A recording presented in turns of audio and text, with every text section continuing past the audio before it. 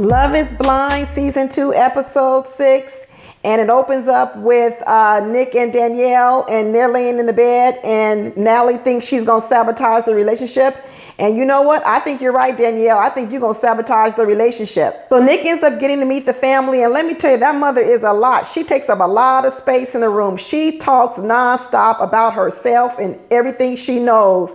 And I could imagine growing up in a house with a mother who has to have the attention constantly on her. No wonder Danielle got some of these insecurities and emotional problems. I can see where it stems from. And actually, the mother says the two of them are quite a lot. And at first, I didn't think that they were too much alike. But afterwards, after Danielle started acting crazier and crazier, I'm starting to realize it's true. I think Danielle does need all the attention on her too. So Danielle and Nick end up having this whole crazy argument over the fact that Nick had some people calling him on his phone, and it kind of threw him off his game a little bit. So after they spent this whole day with her family, fishing and eating and having a good time, I guess he shared with her that he was a little bit upset about some of the things that his friends or family were saying through the text.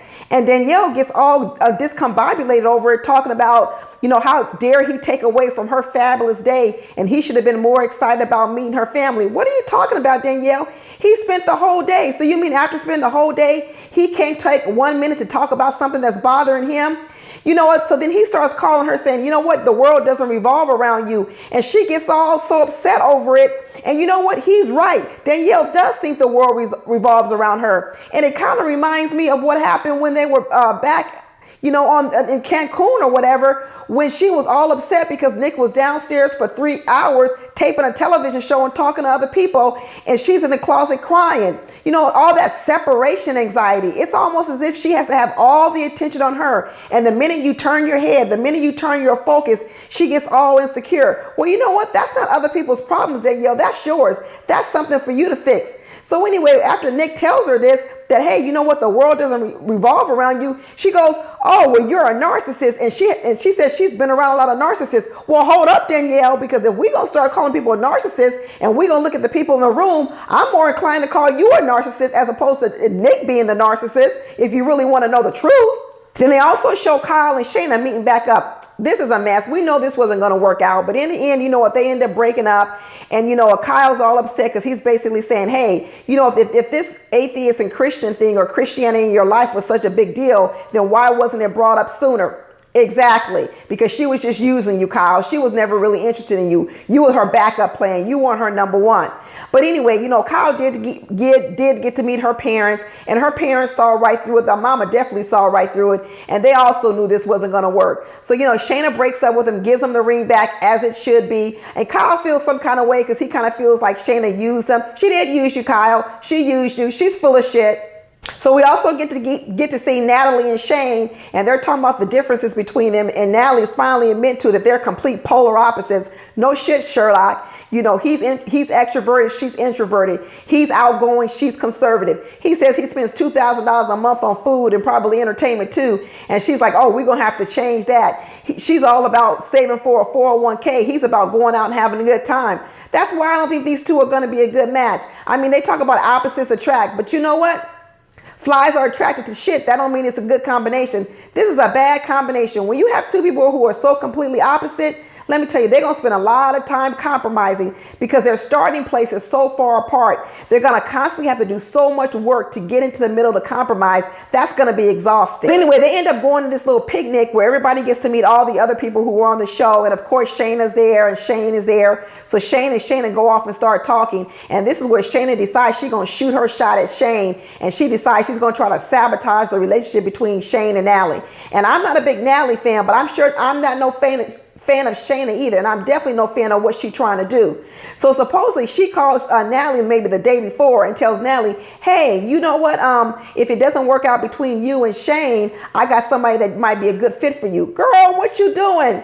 Oh my God, I can't even believe Natalie even took her call. I wouldn't even taken her call because I already would know what was up with her. So here she is trying to get in Natalie's head, and you know what? She did it. She got Natalie feeling all insecure over this stuff. And so then when she's talking to Shane, she's sitting up here trying to gaslight Shane. So Shane brings up the fact, like, you know what, hey, why would you say that to Natalie? And now, and Shane is like, what are you talking about? What are you talking about? Why would she tell you that? That was a private conversation. Well, what do you expect? You think Natalie's not going to tell Shane about what you said? So then Shane says, you know what? Well, I didn't know about it till she told me. So then Shayna goes, oh, what, you didn't know? That means you don't talk? What kind of relationship are you in? You don't talk? So what is it going to be, Shayna? Is it going to be you're mad because Natalie told him and they don't talk? Or are you mad because they do talk? It's almost as if you're trying to play two ends of the pole. First, you're trying to talk about the relationship because Shane doesn't know as much information. Then you're trying to talk about the relationship because they do talk and what Natalie is insecure. Girl, you sitting over here trying to gaslight him. But let me tell you something. You played the wrong card because everybody knows that Shane likes to be the center of attraction. And what he didn't like that you did was you tried to take attention away from him. And that attention was Natalie. He didn't like that. And he picked up on that. So here you are trying to put Natalie down. But what you're also doing is you're putting Shane down because Shane likes to be elevated. Shane likes to be talked about as he's the greatest thing in the world. And right now what you're doing is you putting him down. You start referring to him and Natalie's relationship as a fake relationship. Well, he don't like that either because that's putting him down. And here you are thinking you're impressing him because you think you fight for him, but you putting him down and he doesn't like that. He doesn't like that you're trying to take something away from him, his prize, and that's Natalie at this moment. So I thought maybe Shane and Shayna were going to end up in the bed together, but I don't know because Shane was really turned off by Shayna this episode. He really was. We also see Deepta and Shake together. So Shake gets to meet Deepta family. And you know what? It goes really well. The family, you know, he blends really well with the family into the Indian culture, of course. And you know what? Like I said before, I can see these two getting married. I'm not saying it's going to happen, but I can see it it can happen because you know what? This is really close to an arranged marriage. And it's one step above an arranged marriage because at least they get to figure people out and determine whether or not they're soulmates. Now, the whole sexual thing, who knows? Maybe he gets used to it. Maybe he ends up having affairs on her. I don't know. But you know what? I'm not going to count these two out. I can see it happen. We didn't see that much between Iyanna and Jared, but we can definitely see Iyanna is still fixated and twisted up over the fact that she was second choice to Mallory. And she's still trying to wonder whether or not Jared knows how to break ties between ex-girlfriends. And really the question she really wants to know is, can he break ties with Mallory?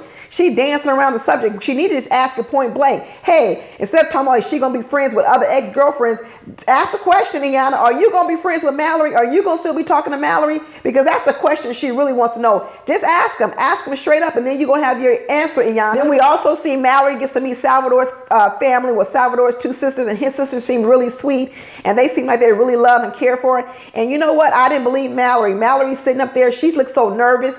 She was fidgeting with her ring. She just looked so uncomfortable. Every time she said she was in it with Salvador, I looked in her eyes. They looked sad. I'm not believing it. I'm not believing it's in her heart. I really don't trust Mallory. I think she's going to end up breaking Sal's heart. I really do. Well, we'll see what happens in the next episode. I'm going to do that video tomorrow. So make sure you subscribe so you get the alert. Talk to you later. Bye.